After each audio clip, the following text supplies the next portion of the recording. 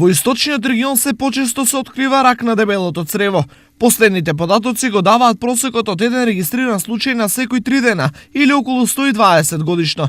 2/3 од оваа бројка се мажи, а останатите жени. По општини, бројот на заболени лани бил следниот: Штип 30, Кочани 26, Берово 24, Делчево 16, Виница 7, Македонска Каменица 6 и Пехчево 1 случај. По број на жители, најлошо стои Берово, каде на секој 600 граѓани по еден ја има оваа диагноза. Колку оваа болест е брзо погумна, зборува и податокот дека 2 од 3 болни умираат уште првата година од диагностицирањето на проблемот.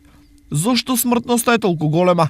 Па малку поретко немаме таква култура често да одиме, али кој е малку покритична некоја ситуација околу притисокот, да кажеме, интервентно морам за лекарства или нешто друго, некоја промајичка гради, одам во тие случаи само.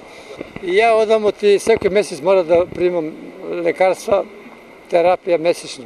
Ова пред се значи недостаток на редовни контроли.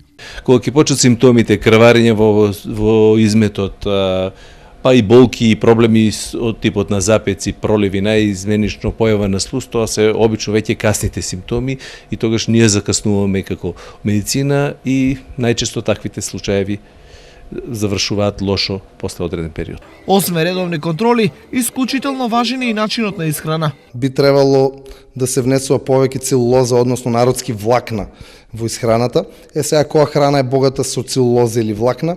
Тоа се, например, сите производи од полнозрнесто брашно или популарно интегрално брашно. Тука е црниот леб, црните тестенини, различните салати, зелената салата, зелката, мешункастите плодови, значи се она кое што содржи во себе фибри, целулоза. Ако сето ова се покаже како недоволно, тогаш треба да се знаат првите симптоми на проблеми со дебелото црево. И карциномот на дебелото црево во раната фаза е болест без симптоми и за жал тоа е најдобрата фаза кога може да се на време интервенира. Затоа и се прават превентивни испитувања. После 45-та година веќе треба да се размислува за превентивни контролни колоноскопии за да оние кои се генетски оптоварени ги на време откриеме. Ако исхраната е соодветна, а превентивните прегледи редовни, смртноста од рак на дебелото црево може да се намали до 30%. Ова особено се однесува на лицата постари од 50 години.